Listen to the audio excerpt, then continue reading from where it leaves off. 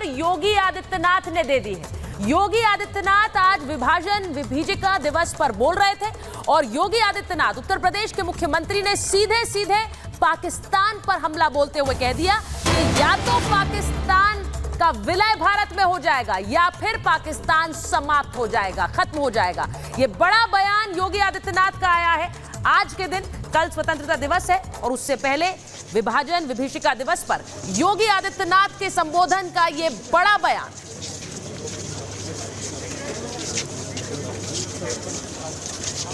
श्री अरविंद ने जो 1947 के पहले घोषणा की थी, आजादी की त्रासदी, देश की विभाजन की त्रासदी आजादी के मिलने के बाद अक्सर उन्होंने इस बारे में अपनी चिंता व्यक्त भी की और उन्होंने इस बात को कहा था कि आध्यात्मिक जगत में पाकिस्तान कोई वास्तविकता नहीं है, या तो उसका भारत में विलय होगा या पाकिस्तान इतिहास से समाप्त होगा, हमेशा के लिए समाप्त होगा।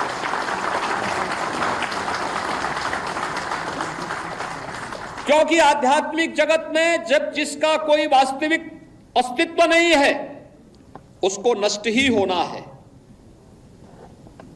और उसकी नष्टता, उसके नश्वरता को हमें संदेह की निगाहों से नहीं देखना चाहिए। हमें यह मानना चाहिए ये होगा, लेकिन इसके लिए हमें भी तैयार होना होगा। तो सुना आपने, मुख्यमंत्री योगी आदित्यनाथ ने क्या बड़ा दावा यहां पर किया है। कल स्वतंत्रता दिवस से ठीक पहले आज किस तरह से एक बड़ा बयान पाकिस्तान को लेकर, और साथ ही साथ जब बात यहां पर हो रही है विभीषिका दिवस की बात हो रही है, विभाजन विभीषिका की बात हो रही है, तो ये बंटवारा देश का हुआ कैसे था, ये हम आपको सिलसिलेवार तरीके से ग्राफिक्स के जरिए बता रखे हैं कि 1938 में देश में हिंदू मुस्लिम तनाव जो है वो चरम पर था।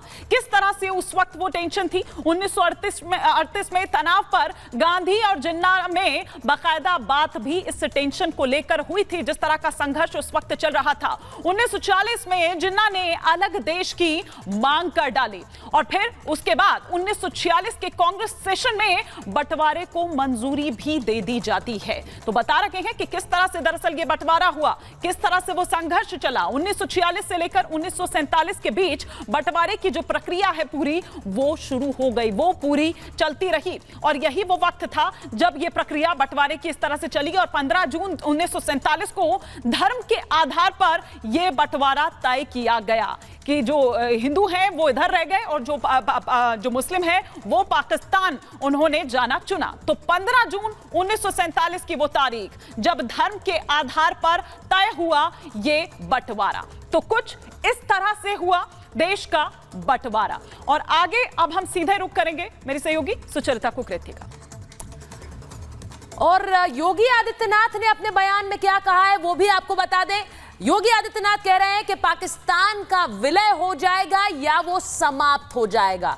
यह बड़ा बयान। उन्होंने कहा कि बांग्लादेश में आज वही हो रहा है जो 1947 में हुआ था, यानी कि समय फिर दोहराया जा रहा है। उन्होंने यह भी कहा कि बांग्लादेश में हिंदुओं के लिए कोई बोल ही नहीं रहा है, हिंदुओं के ऊपर पूरी चुप्पी है। कांग्रेस ने अलगाववाद को बढ़ावा दिया था और उसी का दंश आज कई देश झेल रहे हैं, यह भी योगी आदित्यनाथ ने कहा। उन्होंने यह भी कहा कि विभाजन की त्रासदी दोबारा नहीं होने देंगे। यह बहुत बड़ा बयान है। विभाजन की त्रासदी इस देश को फिर नहीं झेलने देंगे और इसका एक तरह से दायित्व उठा रहे हैं योगी आदित्यनाथ जब वो ये कहते हैं अब जाति के नाम पर विभाजन की कोशिश हो रही है। सोचिए संदेश क्या है योगी आदित्यनाथ का। एक विभाजन पहले हुआ, अब एक और विभाजन की कोशिश है, वो जाति के नाम पर। हमें तैयार रहना होगा, गलतियों से बचना होगा, गलतियां फिर ना दोहराई जाएं। ये योगी आदित्यनाथ का स्पष्ट संदेश है। योगी आदित्यनाथ आज विभाजन विभीषिका दिवस पर बोल रहे थे और उनका ये संदेश किस तरह से लिया जा रहा है, उनका ये बयान किस तरह से लिया जा रहा है। मेजर समरपाल तूर हमारे साथ इस वक्त जुड़े हुए हैं, जिनको आप देख सकते हैं। हमारे साथ ध्रुव पाठक हैं, राजनीतिक विश्लेषक हैं, और हमारे साथ इरशाद अहमद हैं, पीएमएलएन के नेता हैं। मैं सबसे पहले मेजर तूर आपके पास आ रही हूं, जरा बताइए योगी आदित्यनाथ के इस बयान को आप किस तरह से देखते हैं, क्योंकि पाकिस्तान की जो इस वक्त स्थिति है उसको लेकर उनका यह बयान है और मौजूदा जो स्थिति अभी हिंदुस्तान में है उसे लेकर। देखिए सुचारिता, अभी ऐसे हमारे पाकिस्तान के विशेष पैनलिस्ट भी आए हुए हैं। देखिए वहाँ पे इन्फ्लेशन बहुत ज़्यादा एक अहम मुद्दा बना पड़ा है। अफोर्डेबिलिटी, जो बेसिक चीज़ें हैं जैसे कि खाना पीना, दूध हो गया, या जो भी बेसिक रिक्वायरमेंट्स है वो आम आदमी पूरा नहीं कर पा रहा है। और ना ही पाकिस्तान के जो अवाम है उसके पास कोई चॉइस है कि वो कहीं और रुख कर ले, जैसे कि यूएई में जाके जॉब्स के लिए अप्लाई कर ले, क्योंकि पैसे ही नहीं है लोगों के पास। दूसरा, एम्प्लॉयमेंट जनरेशन खत्म हो चुका है और जितने भी बिजनेसेस थे वो ठप हो चुके हैं। इन्फ्लेशन और बैड इकोनॉमी और मेनली जो फ्लड आए थे पाकिस्तान में, उससे सबसे ज्यादा, बेसिकली कोविड तो था ही था, उसके बाद ये जो फ्लड आए, ये नेचुरल डिजास्टर ने और भी ज्यादा वहां पे इकोनॉमिक आपदा वहां पे क्रिएट की। तो आज की तारीख में एक सिविल वॉर टाइप की सिचुएशन आ चुकी है और मुझे नहीं लगता है कि इसके बाद पाकिस्तान की सरकार के पास कोई विकल्प बचा है सिवाय इंटरनेशनल एजेंसी से मदद मांगने के लिए।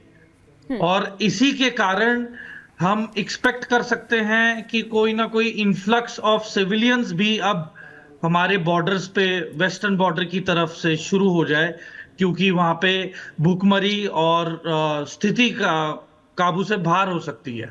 जी, इरशाद अहमद साहब भी हमारे साथ जुड़े हुए हैं। इरशाद अहमद साहब, अगर पाकिस्तान ने अपना रवैया नहीं बदला या बाज वो नहीं आया तो फिर खत्म हो जाएगा, वो समापन हो जाएगा उसका। बहुत शुक्रिया जी। मैं ये कहूंगा, थोड़ा सा मुझे सुनिएगा, जैसे मैंने सुना मोहतरम को, इसी तरह मैं चाहूंगा कि मुझे भी सुने। पहले तो मैं ये कहूंगा कि आज 14 अगस्त है हमारी आजादी का दिन, कल 15 अगस्त है आपकी आजादी का दिन। आइए मिलकर के सारे दुआ करें कि खुदा करे कि ये साल बड़ा बेहतरीन साल हो, हम लोग और आप लोग शांति अमन चैन के साथ रहें, अपने दहशतगर्दों को लगाम डाल करके रखें आप, और करें आजाद कश्मीर को, कश्मीरियों को आजादी दे दें, जो मकबूजा कश्मीर है जहां 39 कश्मीरियों पर जुल्म होता है। आज के दिन हम ये दुआ करते हैं, मैं अपने रब की जात से और अपने भगवान से ये दुआ कीजिए कि खित्ते में अमन रहे और हम अमन शांति। यही कारण है कि योगी आदित्यनाथ कह रहे हैं कि पाकिस्तान का विलय हो जाएगा या फिर वो खत्म हो जाएगा। पहले बात सुन लीजिए, देखिए मैंने कहा था, मुझे सुनिए, आप अपनी बात रखिए इरशाद जी, मेरा मकसद आज के दिन आपको टोकना नहीं है। करें कि अगले साल, इरशाद जी, अगले साल हम लोग जश्न आजादी इकट्ठे मिलकर के मनाएं और इतना अमन, इतनी शांति, इतना मजा हो कि लोग जश्न आजादी का मजा भूल जाए। वो जो पुराने जश्न आजादी मिलकर मनाएंगे, यानी अखंड भारत मिलकर मनाएंगे, फूल पेश करें, यानी अखंड भारत मिलकर मनाएंगे। देखें अपनी एक्सट्रीमिस्ट जहनियत को छोड़िए, जो मैं कह रहा हूं उस पर गौर कीजिए। आज के दिन मुझे देखिए, यहाँ पर किसी तरह की कोई लड़ाई करने के लिए आपको नहीं बुलाया अर्शद जी। मैं लड़ नहीं रहा हूँ, मैं तो दुआ करा रहा हूँ आपसे और अपने आप दुआ कर रहा हूँ। मैं ये कह रहा हूँ कि हम बहन भाई बिछड़े हुए हैं, एक ही सरजमीन है, एक ही जुबान है, एक तो यही बात तो योगी आदित्यनाथ कह रहे हैं, वो कह रहे हैं विलय हो जाएगा। देखिए मैं सुनिए इरशाद जी एक सेकंड इरशाद जी, इस बात को जरा, इस बयान को थोड़ा समझने की जरूरत है। क्यों कह रहे हैं वो कि विलय होगा, क्यों कह रहे हैं कि पाकिस्तान समाप्त होगा? एक सेकंड, आप वापस आइएगा, फिर से बोलिएगा। कर्नल सिंह, इस स्टेटमेंट को थोड़ा समझाने की जरूरत है। जो इरशाद जी ने कही बात, योगी आदित्यनाथ इसलिए कह रहे हैं कि विलय होगा या फिर वो समाप्त होगा क्योंकि पाकिस्तान में जो अंदरूनी हालात हैं वो किस तरह के हैं वो इरशाद जी अच्छी तरह जानते हैं, लेकिन उसके बारे में बात नहीं करेंगे। एक पोटेंट डेंजर पाकिस्तान के सामने खड़ा है, वो क्यों नहीं समझते हैं, या फिर भारतीय मीडिया चैनल पर इसलिए बोलते नहीं? ये शायद इरशाद अहमद नहीं समझ रहे हैं, उनके राष्ट्रपति तो समझ रहे हैं, इसीलिए संवाद भी स्थापित करना उन्होंने शुरू कर दिया। इरशाद भाई एक मिनट, इरशाद साहब एक मिनट लूंगा आपका। आदाब अर्ज़ है और आपको आपकी आज़ादी मुबारक हो। अगर आप यहां से शुरू करते तो मुझे बड़ा अच्छा लगता। आपने सारा का सारा, आपने जनाब सारा का सारा वो बोलते हैं ना, मकसद ही आपने चूल्हे में डाल दिया। 14 और 15 को किस बात की पॉलिटिक्स? 14 और 15 को सिर्फ एक बात की पॉलिटिक्स हो रही है। और वो देखिए, योगी आदित्यनाथ ने कितने सरलता के साथ कहा है कि हम दोनों भाई हैं, एक होने चाहिए। तो आपको तो फायदा होता है, हमारा घाटा होगा, वो एक अलग बात है। हम घाटा लेने को तैयार हैं। जनाब सुन लीजिए, आपकी इकॉनमी लेकर मैं करूंगा क्या, लेकिन मेरी इकॉनमी लेकर आप काफी कुछ कर पाएंगे। आपका टेररिज्म लेकर मैं करूंगा क्या, लेकिन मेरा भाईचारे का जो एटीट्यूड है वो लेकर पाकिस्तान की वाह वाह होगी, पूरी दुनिया में आपका बिजनेस बढ़ेगा, सब कुछ होगा। आप समझने की कोशिश करिए, इसको बड़े पर्सपेक्टिव पर देखिए। छोटी छोटी बातों पे आप ले देके फिर वापस बलूच में घुस जाते हैं, पीओके में घुस जाते हैं। अरे मुझे समझ नहीं आ रही आपको वहां घुसने की जरूरत क्यों पड़नी चाहिए। आप एक बड़ी सीधी सादी स्टेटमेंट किसी ने दी है, उसे आप एनकरेज कर सकते हैं, उसको आप सपोर्ट कर सकते हैं, उसको आप वाहवाही कर सकते हैं। आप लेकर फिर वापस घुस गए पीओके में। अरे जनाब, आपके पास 364 दिन है, एक 365वां दिन छोड़ दीजिए इस पॉलिटिक्स को। आपको मालूम है कि वो पीओके आपका नहीं है, और ये मैंने नहीं कहा है, आपके सुप्रीम कोर्ट में आपके लॉयर्स ने कहा है, गवर्नमेंट स्टैंडिंग ने कहा है कि वहां पर पाकिस्तान का कोई रूल अप्लाई नहीं होता है। ये मेरा कहना है ही नहीं। आप जितनी जल्दी ये रियलाइज करें तो आप योगी आदित्यनाथ को थैंक यू बोलेंगे, बहुत बड़ा बड़ा धन्यवाद बोलेंगे कि उस आदमी ने आपके तरफ एक हाथ बढ़ाया है कि ये विलय होना अपने आप में संभव है। वो ये बोल रहे हैं, बड़ी बात को पकड़िए। वो पता नहीं आप कहां ले रहे थे, आप फिर अफगानिस्तान में घुस जाएंगे। अफगानिस्तान में भी आप क्या कर ले रहे हैं, आपकी पोस्ट अटैक हो रही है। इन सब से आपको छुटकारा मिलेगा क्योंकि अफगानिस्तान के रिलेशन इंडिया के साथ अच्छे हैं। सबसे बड़ी बात, आपकी वो जो 2 पोस्ट उड़ा दी गई, आपके इतने सारे सैनिक मार दिए गए, ये सब होना बंद हो जाएगा। मैं ये समझा रहा हूँ आपको। योगी जी का धन्यवाद कीजिए कि कोई तो है दोस्त आपका जो आपकी गरीबी को, आपकी भुखमरी को, आपकी महंगाई को, आपके टेररिज्म को कहीं तो रुकाव देगा। ध्रुव पाठक जी भी हमारे साथ। देखिए मैं ये कह रहा हूँ, नहीं, इरशाद जी आप अपनी बात रखिएगा। मैं एक एक करके हम लोग आ जाते हैं। ध्रुव पाठक जी से एक बार पूछ लेते हैं एक सवाल। ध्रुव पाठक, मुझे मौका दीजिएगा बोलने का, मेरे दरमियान में बोलिएगा। बिल्कुल आपके पास मौका है, आपके पास अभी भी मौका है, और एक राइट डिसीजन लेने का मौका है पाकिस्तान के पास, उस पर गौर करने की जरूरत है। ध्रुव पाठक जी, ये जो बयान बार बार आते हैं, और आज अब जो योगी आदित्यनाथ का बयान आया है, जिस तरह से पाकिस्तान को लेकर और विलय को लेकर, ये खत्म हो जाएगा, इसे लेकर, इसके पीछे एक पृष्ठभूमि भी है। जिस तरह से पाकिस्तान में बार बार, ध्रुव राठी जी को जरा ले आइए स्क्रीन पर, उनसे सवाल हो रहा है। ध्रुव राठी जी, जिस तरह से बार बार पाकिस्तान ने में एक हमने देखा है मिलिट्री रूल, एक बार तख्ता पलट बार बार हुए हैं, वहां पर कई बार एक तरह से लोग सड़कों पर आए हैं मौजूदा सरकार के खिलाफ। ये पहली बार नहीं हो रहा है पाकिस्तान में जो अभी हम प्रोटेस्ट भी देख रहे हैं, चाहे वो बलूचिस्तान में हो या फिर मेन पाकिस्तान में भी हो। क्यों ऐसा हो रहा है? योगी आदित्यनाथ के इस बयान को आप किस तरह से देखते हैं? जी धन्यवाद। पाकिस्तान की जो हालत है उसके लिए वो खुद जिम्मेदार है। वहां पे स्टेबल गवर्नमेंट कभी नहीं है, आर्मी का इंटरफेरेंस ज्यादा रहा है। और ये इरशाद जी जो कश्मीर पे ज्ञान दे रहे थे, उसको सबसे पहले बताना चाहिए, आप कश्मीर तो छोड़ दो, पीओके तो हमारा ही है। आप लाहौर पे बात करो, आपकी अवाम में वही आपके साथ नहीं है, वहां पूरा भूखमरी है। पाकिस्तान पूरा फाइनेंशियली एकदम वीक हो गया है, वो वर्ल्ड बैंक के पास दर दर भटक रहा है। मोदी जी जब से प्राइम मिनिस्टर बने तब से उसने सऊदी से लेके अमेरिका से लेके जो भी फाइनेंशियल उसको नीड पूरी हो रही थी, वो सब उसको रोक दिया है। तो पाकिस्तान को सबसे पहले उसने फाइनेंशियल वीक किया है, वो अपने आप में वो टूट गया है। तो ये बांग्लादेश में जो, इससे पाकिस्तान को सबक लेना चाहिए, और बहुत ही जल्द पाकिस्तान का कितना हिस्सा इंडिया में आएगा वो उसको उस बारे में सोचना चाहिए। कश्मीर तो पूरा हमारा ही है, उस पर आप बात ही मत करो, वो मुद्दा हम देख रहे हैं अच्छे से, वो आप हटा दो। आप लाहौर पे फोकस करो कि कभी लाहौर पे भी तिरंगा आ सकता है। लाहौर में भी तिरंगा आ सकता है, ध्रुव राठी जी, ध्रुव पाठक जी कह रहे हैं। जो कुछ आप बांग्लादेश में चाह रहे थे, बांग्लादेश से जो नुकसान आप लोगों को पहुंचा, जो आपके राह के एजेंट वहां पकड़े गए बांग्लादेश फोर्स की यूनिफॉर्म में, तो उसी पे शर्म कीजिए। और शर्म इस बात पे कीजिए कि आपको कितना नुकसान हुआ बांग्लादेश की हुकूमत तब्दील होने से। आपकी आप बयान बड़े बदलते हैं। शुरुआत में आपने कहा कि आज विभाजन, आज इंडिपेंडेंस डे की बात करेंगे भारत और पाकिस्तान की, टोन आप दूसरी लेने लगते हैं। फिर आप मजबूर करते हैं कि मैं अपने बाकी पैनलिस्ट को भी कहूं कि वो आपके साथ उसी टोन में और उसी लहजे में बात करें। तिरंगे की बात करेंगे, जब लाहौर में तिरंगे की बात करेंगे तो मैं क्यों नहीं बोलूंगा। आपके देखिए कि आपकी नानी अम्मा हसीना शेख भाग कर हिंदुस्तान आ गई, क्या नानी को संभालिए, बहुत ही खराब भाषा, बहुत ही खराब भाषा है जनाब। ये पाकिस्तान टीवी नहीं है, ये दुनिया का रिस्पेक्टेबल टीवी है। बात करने का तो तहजीब रखिए। कम से कम हमें मौका दीजिए कि इरशाद साहब की इज्जत कर पाए। इरशाद साहब, देश के लिए जज्बा होना चाहिए, लैंग्वेज में ये कड़वापन नहीं होना चाहिए, वो भी 14 तारीख को। आप क्यों परेशान हो रहे हैं, मुझे ये नहीं समझ आ रही। आप लैंग्वेज तो कम से कम अच्छी ले सकते हैं। आप मुझे एक बात बताइए, ये आपका बात करने का तरीका है, ये आपके संस्कार हैं, और अगर ये संस्कार है तो साहब हम आपके साथ बात नहीं करेंगे। इरशाद साहब क्या बात कर रहे थे आप? ये गलत बात है। इरशाद साहब, जिन दहशत सुनिए जनाब, इरशाद साहब, दहशतगर्द की बात कर रहे थे आप, वो दहशतगर्द तो आप पालते हैं। आपको लैंग्वेज अच्छी करनी पड़ेगी इरशाद साहब, हम आपसे बात नहीं कर पाएंगे। मैं आपको बोलने जब ही दूंगा जब आप अच्छी तरह से बात करेंगे। आप अगर हम आपको भाई बोलते हैं तो भाई का मतलब ये होता है कि कम से कम भाईचारे के तौर पर बात करें। आप ये तरीका नहीं अपना सकते, लैंग्वेज आप जो मर्जी इस्तेमाल समझिए। मेजर तूर एक बार आपके पास आ रहे हैं, एक बार इसको इस तरह से समझिए कि ऐसा क्यों है कि इमरान खान की पार्टी के जो कार्यकर्ता हैं वो सड़कों पर है पाकिस्तान में, वो क्यों एक तरह से विद्रोह करने पर आमादा है? अगर सब कुछ ठीक है तो वहां पर वो तस्वीर क्यों आ रही है? और मैं सिर्फ इमरान खान की पार्टी की बात नहीं कर रही हूं, बलूचिस्तान में जो हो रहा है वो हम सब देख रहे हैं और सब हम उसके गवाह हैं।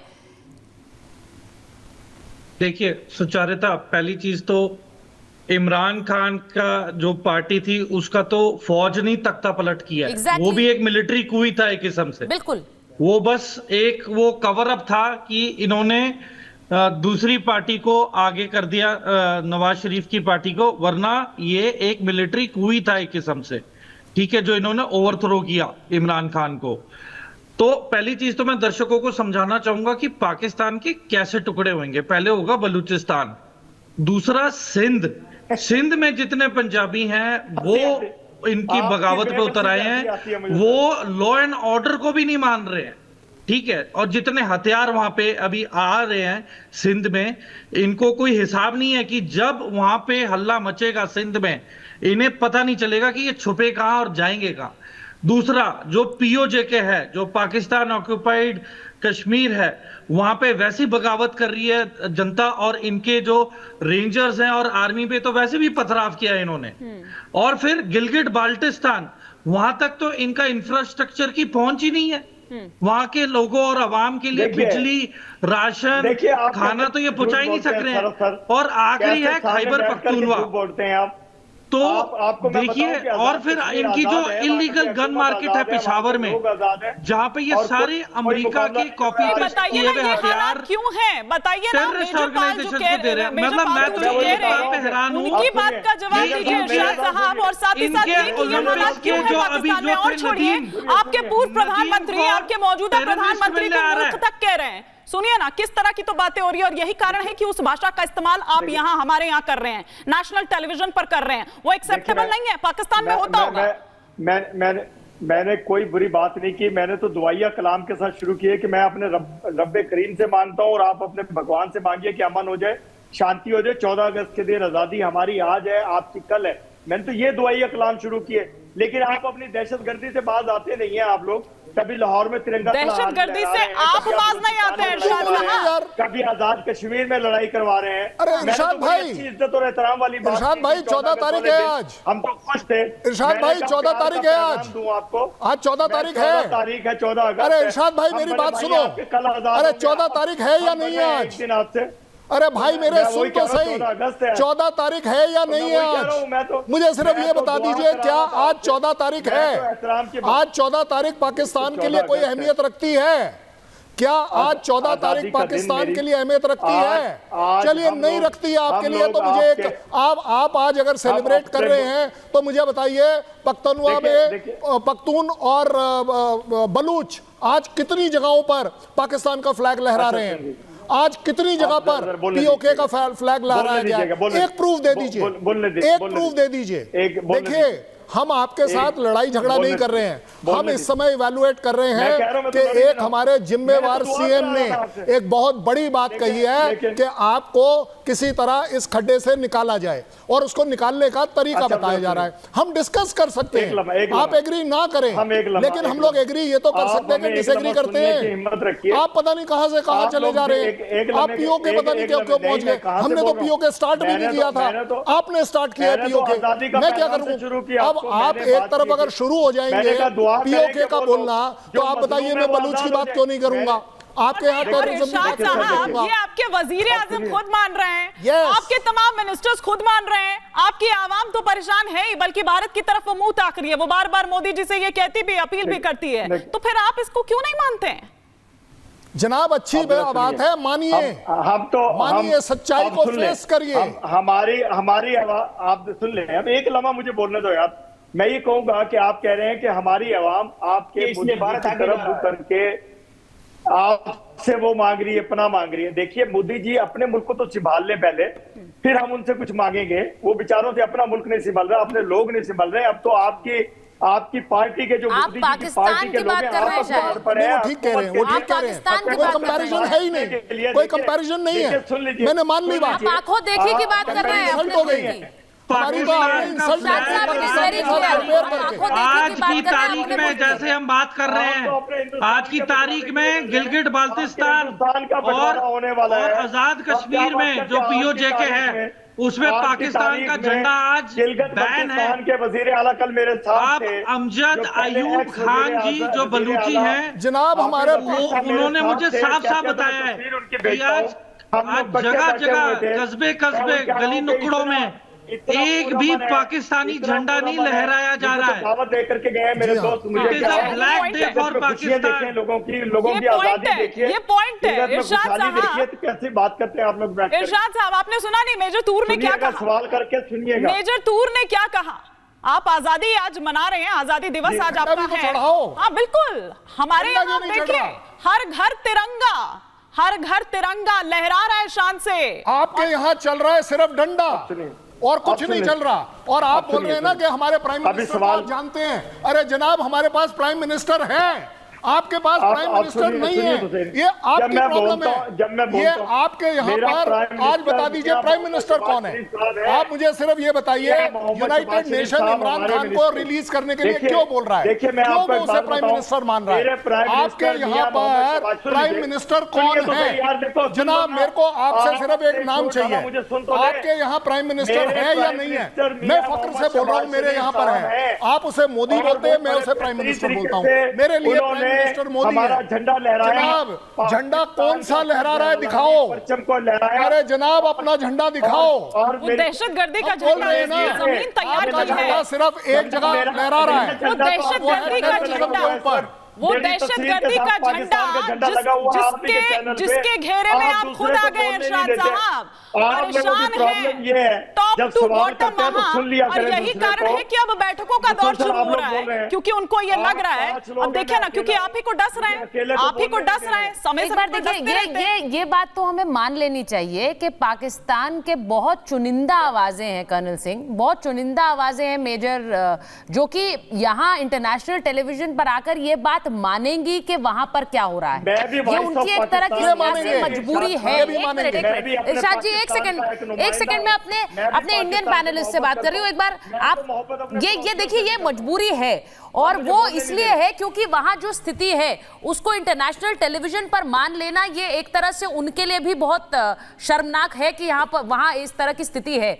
लेकिन हम बांग्लादेश की बात आप कर रहे हैं, बांग्लादेश की बात तो बात की है, पाकिस्तान में तो ये सब बहुत पहले से हो रहा है। जिस तरह के तख्ता पलट की इतिहास आपका रहा है, जिस तरह से बार बार सड़कों पर आम लोग आए हैं, सड़कों पर सेना उतरी है, ये आपने कई बार देखा है, नहीं आए हैं, ये कई बार देखा है आपने। हमारी सेना और आई है। आज बयान करना चाहूंगा। आपकी अपनी पार्टी क्या कर रही थी बताइए ना, आप तो पीएमएलएन के प्रवक्ता है, आपकी अपनी पार्टी सेना के खिलाफ क्या क्या कह रही थी, क्या हो रहा था पाकिस्तान में? आपके अपने नेता बयान झूठे दे रहे थे क्या?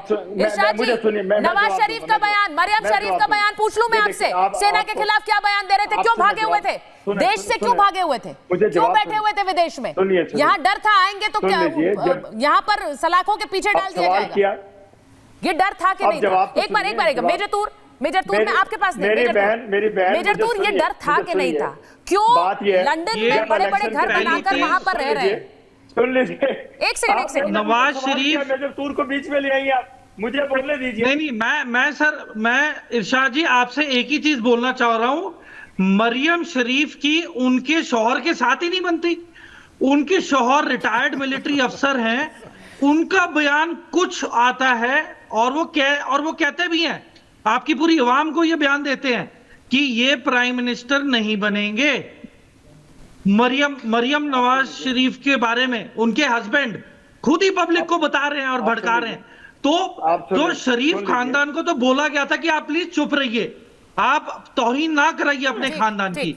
दूसरा, जहां तक तौहीन की बात है, आपके अभी गोल्ड मेडलिस्ट जो जैवलिन थ्रो वाले हैं अरशद नदीम, उनका ओपनली मीडिया के सामने लश्कर तैयबा के टेररिस्ट है हरीश धर, वो ओपनली मुलाकातें चल रही हैं, मतलब खुले जलसे चल रहे हैं। देखिए ये बड़ा कंट्रोवर्शियल है जो वांटेड टेररिस्ट है।